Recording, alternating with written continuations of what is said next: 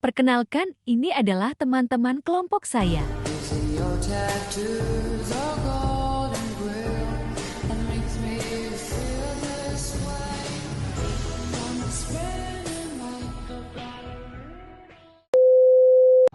Assalamualaikum warahmatullahi wabarakatuh. Perkenalkan, nama saya Ahkam Jiyadi, nomor urut 23, perwakilan dari kelompok 6. Baik, di sini saya akan menjelaskan tentang pengertian P3K. Pertolongan pertama pada kecelakaan adalah upaya atau perawatan sementara terhadap korban kecelakaan. Hal tersebut dilakukan untuk memberikan rasa tenang kepada korban, mencegah atau mengurangi rasa takut dan gelisah, serta mengurangi bahaya yang lebih besar. Kecelakaan bisa terjadi di mana saja, seperti di rumah, jalan, sekolah, tempat, lapangan, kolam renang, tempat rekreasi, dan lain sebagainya. Saat terjadi kecelakaan, korban dapat meninggal seketika, pingsan, luka berat, dan luka ringan. Bagi korban yang masih hidup, tentu memerlukan pertolongan secepatnya. Saat kondisi tersebut, peran P3K sangat dibutuhkan sebelum dokter datang. Bila pertolongan pertama tersebut dilakukan dengan benar, nyawa korban kecelakaan tersebut bisa tertolong. Mungkin itu saja dari saya. Sekian, wassalamualaikum warahmatullahi wabarakatuh. Tujuan P3K. Adapun tujuan P3K yaitu 1. Menolong nyawa. 2. Dapat meringankan penderitaan korban secara cepat. 3. Untuk mencegah cedera atau penyakit agar tidak bertambah parah seperti terjadinya pendarahan. Yang keempat, untuk mempertahankan daya tahan korban. Yang kelima, sebagai usaha untuk menyembuhkan. Dan keenam, untuk mencari pertolongan lebih lengkap. Adapun secara lengkapnya tujuan dari pertolongan pertama pada kecelakaan adalah sebagai berikut, yaitu sebagai usaha menyelamatkan nyawa korban dengan memperhatikan kondisi korban sesudah mengalami kecelakaan, menjadikan korban bisa lebih stabil, dan juga sebagai tindakan pencegahan terhadap kondisi korban menjadi semakin buruk. Hal ini dijalankan dengan cara menjalankan diagnosis untuk memperkirakan penyakit tersembunyi yang diderita korban dari gejala-gejala yang timbul, lalu menanganinya dengan prioritas alasan yang logis, dan juga untuk memberikan tindakan mengurangi rasa sakit dan rasa takut yang dialami korban dengan cara melakukan penanganan yang tepat supaya tidak timbul infeksi, kemudian untuk mendapatkan perawatan yang lebih lengkap dari dokter, rumah sakit, dan tenaga kesehatan masyarakat. Assalamualaikum warahmatullahi wabarakatuh. Perkenalkan, nama saya Naura Nadifa, kelompok 6 dari kelas M217. Di sini saya akan memaparkan sedikit materi mengenai sejarah P3K. Perlengkapan P3K sudah ada sejak tahun 1800-an. Sebelumnya belum ada panduan tentang peralatan apa saja yang bisa digunakan untuk membantu pertolongan pertama pada kecelakaan. Sehingga prosedur yang dilakukan jika terjadi kecelakaan adalah memanggil dokter terdekat. Di tahun 1800-an sedang banyak dilakukan pembangunan rel kereta. Pekerjaan ini sangat berbahaya dan bisa membuat pekerja cedera. Kadang-kadang pekerja rel kereta ini bisa mengalami cedera di anta berantah dan sangat jauh dari pertolongan kesehatan. Sehingga seseorang yang terluka tidak mampu melewati masa kritis dan meninggal dunia. Suatu hari, Robert Wood Johnson, pemilik usaha kesehatan Johnson & Johnson, sedang berada di kereta menuju Colorado. Di kereta, ia berbincang dengan seorang penumpang.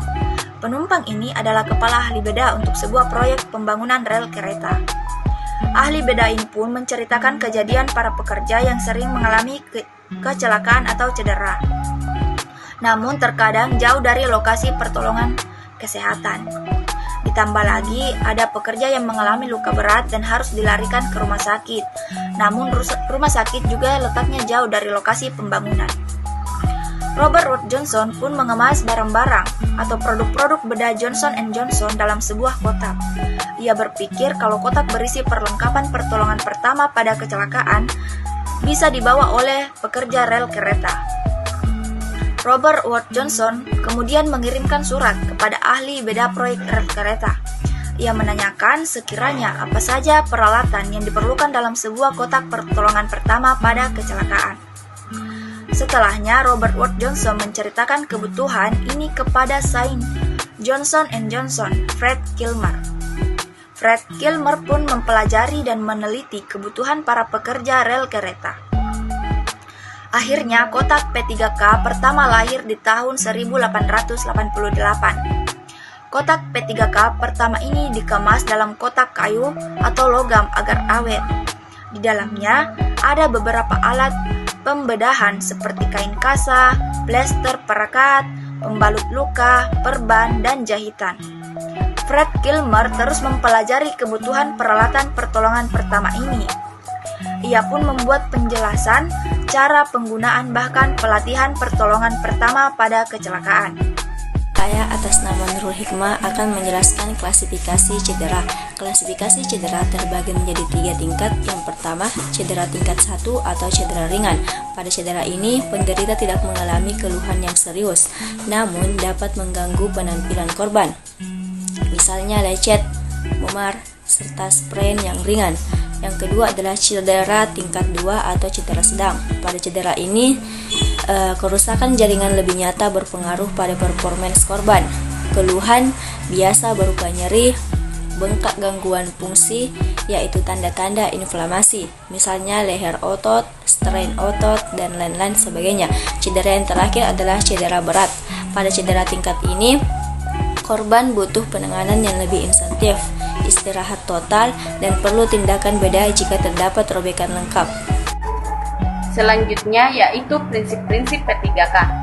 Prinsip-prinsip atau sikap saat melakukan usaha pertolongan pertama pada kecelakaan adalah: yang pertama, bersikap tenang dan tidak panik. Yang kedua, berikan pertolongan dengan cara yang cepat dan tepat.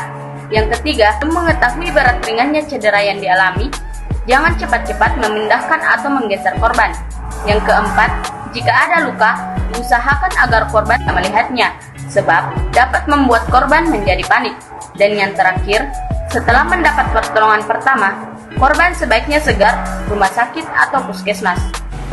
Saya akan menjelaskan alat-alat P3K. 1. Kasa kompres yang berfungsi mengompres bagian tubuh yang memar atau yang memerlukan kompresan. 2. Plaster luka yang berfungsi menutup luka terbuka yang kecil dan luka gores. 3. Perekat mikropor yang berfungsi merekatkan kasa steril. 4. Alkohol swab pad yang berfungsi membersihkan peralatan pertolongan pertama seperti gunting. 5. Cairan antiseptik yang berfungsi mencegah dan melawan infeksi bakteri pada luka. 6. Sarung tangan non-latex yang berfungsi melindungi diri dari bakteri sebelum menangani luka pada korban. 7. Perban atau kasa pembalut yang berfungsi membalut luka terbuka sehingga dapat menghentikan pendarahan luar. 8. Kasa steril yang berfungsi menutup luka yang berukuran kecil hingga lebih besar. 9. Mitela untuk perban atau penutup luka yang besar dan luka bakar jika steril. 10. Pembalut elastis yang berfungsi menahan cedera pada engkel. 11. Gunting yang berfungsi memotong perban atau perekat atau menggunting pakaian seorang untuk mempermudah penanganan luka terbuka. 12. Gunting kuku yang berfungsi menggunting kuku atau kulit terobek atau yang dapat memperburuk cedera. 13. Peniti yang berfungsi merekatkan pembalut elastis. 14. Pinset yang berfungsi mengambil objek asing yang kecil pada tubuh seperti duri, serpihan kayu, dan lain-lain. 15. Termometer oral non-merkuri yang berfungsi mengukur suhu tubuh. 16. Senter yang berfungsi mendeteksi cedera di area yang gelap seperti pada lubang hidung, lubang telinga, dan tenggorokan. Sistematika pertolongan pertama pada korban kecelakaan. Menolong orang yang sedang mengalami kecelakaan memang membutuhkan mental kuat dan keterampilan P3K yang cukup. Berikut beberapa tips untuk memberikan pertolongan pertama pada korban kecelakaan. Yang pertama, jangan panik. Usahakan tetap tenang dan segera mengambil tindakan secara cepat dan tepat. Yang kedua, jauhkan korban dari kecelakaan berikutnya. Menjauhkan korban kecelakaan dari tempat semula berfungsi untuk menghindari kecelakaan susulan yang mungkin saja bisa terjadi. Selain itu, dengan menghindar dari lokasi terjadinya kecelakaan, petugas P3K akan dapat lebih fokus mengurus korban. Yang ketiga, perhatikan pernafasan, denyut jantung, dan tanda-tanda syok. Jika korban kecelakaan mengalami kendala dalam pernafasan, pendarahan, atau tanda-tanda syok, maka segera beri pertolongan pertama. Yang keempat, jangan memindahkan korban secara terburu-buru. Jangan pindahkan korban sebelum diketahui secara pasti jenis dan keparahan cedera yang dialami, kecuali bila tempat tersebut tidak memungkinkan lagi untuk melakukan perawatan. Dan apabila korban hendak diusung, hentikan pendarahan dan pastikan tulang yang patah sudah dibidai. Dan yang terakhir, segera rujuk ke pusat pengobatan terdekat. Pertolongan pertama pada prinsipnya adalah pertolongan sementara. Apabila korban mengalami luka parah, jangan segan untuk merujuk ke pusat pengobatan terdekat. Bisa ke puskesmas, dokter spesialis maupun rumah sakit. Thanks for watching. Semoga bermanfaat. Jangan lupa like, comment, dan subscribe.